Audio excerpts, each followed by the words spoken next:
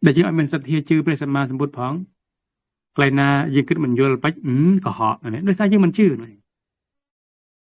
តែកន្លែងណាយើងគិតយល់យើងជឿដោយសារអីដោយសារយើងជាពុទ្ធជនវាកាន់យល់នៅពេលណាខ្លួនឃើញអញ្ចឹងបានជាព្រះសម្មាសម្ពុទ្ធព្រះអង្គមិនអោយគិតរឿងណាដែលហួសវិស័យយើងកាន់នឹងយល់បានតែគិតទៅនៅមិនកើតនៅការមិនជឿព្រះអង្គនឹងឯងជាព្រះអង្គអោយគិតនោះដូចជារឿងអចិន្ត្រៃយៈ4យ៉ាងណារឿងដីនិងផែនដីណាដែលបង្កើតលោកណាដែលបង្កើតណា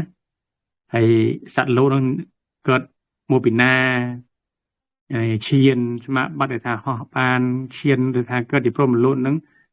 តើវាយ៉ាងម៉េចហើយព្រះសម្មាសម្ពុទ្ធត្រាស់ដឹងញាណព្រះអង្គយ៉ាងម៉េចវិបាកកម្មដែលសត្វលោកកើតមកហើយពីអតីតឲ្យផលបច្ចុប្បន្នយ៉ាងម៉េចហើយបច្ចុប្បន្នឲ្យផលអនាគតយ៉ាងម៉េចសុទ្ធតែជារឿងអចិន្ត្រៃយៈរឿងដែលពុទ្ធជនមិនគួរគិតតែអរិយបុគ្គលលោកមានសមត្ថភាពគិតបាន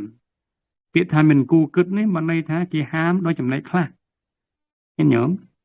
ដូចញាតិញោមហាមកូនញាតិញោមទាំងខ្លួនឯងមិនគួរចាយប្រាក់ច្រើនទេខ្លួនឯងនៅក្មេងនេះខ្លួនឯងមិនគួរចាយប្រាក់ច្រើនទេពាក្យថាមិនគួរបើន័យហាមចំណែកខ្លះក្នុងវ័យដែលខ្លួនឯងនៅតូចខ្លួនឯងមិនគួរប្រើទូរស័ព្ទទេពាក្យថាមិនគួរនេះមិនមែនមិនអោយប្រើទេពាក្យថាមិនគួរគឺក្នុងឋានៈដែលខ្លួនឯងនៅតូចតាមខ្លួនឯងធំខ្លួនឯងនឹងគួរប្រើយ៉ាងណាមិញអចិន្ត្រៃយៈនេះ